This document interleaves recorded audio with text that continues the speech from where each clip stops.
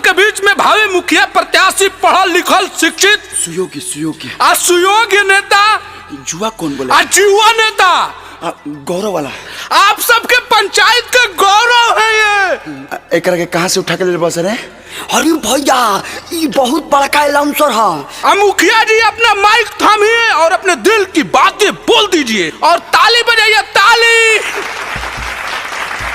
ए मुखिया जी माइकवा ऑन कर ली है, ये मेरा स्टाइल है। जल्दी जल्दी बोली ना तो भीड़ भाग जाएगी। है चुप मित्रों, कॉपी मत करी। अरे पहले करके भगाओ से चलो।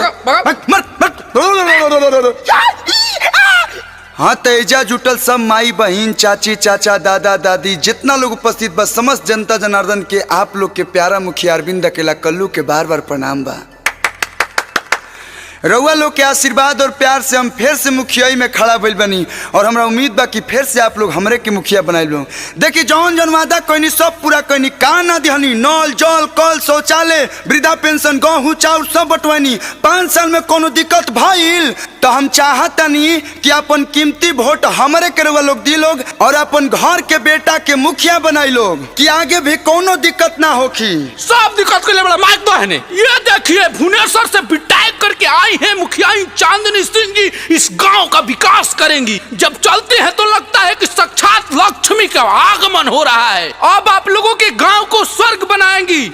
हम चाहते हैं कि अपने पंचायत के लोगों से 2 शब्द बोलिए। आइए चांदनी सिंह जी, तालियां। हेलो एवरीवन, कैसे हैं आप सब? उम्मीद करती हूँ कि आप सब बहुत अच्छे होंगे। मैं आप लोगों के पंचायत से चुनाव लड़ रही हूँ और आप लोग अपना एक एक कीमती वोट देकर मुझे भारी से भारी मतों से विजयी बनाइए। चुनाव बता दे मुखिया जी। जी, मेरा चुनाव चिन्ह है गैस सिलेंडर छाप। कुछ क्वालिटी बा, लेकिन आपने पहले क्या किया है वो बताइए। अरे तो सुनो, गाँव के गली गली नली बनवाइनी, हरे घरे घरे बिजली के तार बिछावाइनी। आज गौआ के शहर बनहिनी की वोट मांगे ओहिनी ये भैया। हरे वादा कोई सब पूरा कोई फिर से वोट मांगे ओहिनी ये भैया।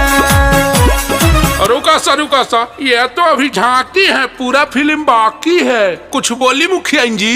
सुनिए, पहले मुझे अपना बात रख लेने दीजिए। श्रीमान आप यदि हमको जिताएंगे, अरे जिया मुखिया जी। श्रीमान आप यदि हमको जिताएंगे, वोट देके आप लोग नहीं पछताएंगे। गौवा के सब लोग को डिजिटल बनाएंगे, गौवा के सब लोग को डिजिटल बनाएंगे। है सुना, हमार पंचायत जैसन बा वैसन ठीक बा।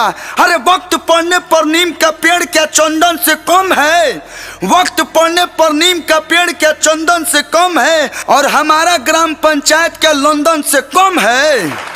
वो कुछ बोली।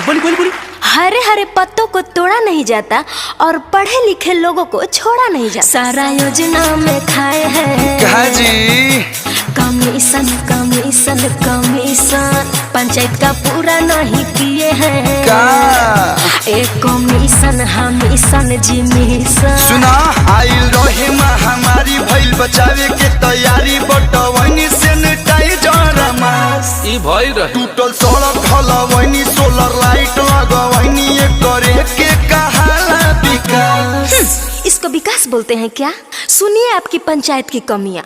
स्कूल है रोता गाता, सही बात है। टीचर टाइम पे न आता, सही बात है। घोटाला रहता है आपका सुर्खियों में, सारे मुखियों में। नाये चाचा झूठ बोलतिया। छोड़िए, पहले मुखिया जी को बोलने दीजिए। श्रीमान आप यदि हमको जिताएंगे, श्रीमान आप यदि हमको जिताएंगे, बोले हैं जवान हम करके दिखाएंगे। आदर्श ग्राम पंचायत का हम दर्जा दिलाएंगे।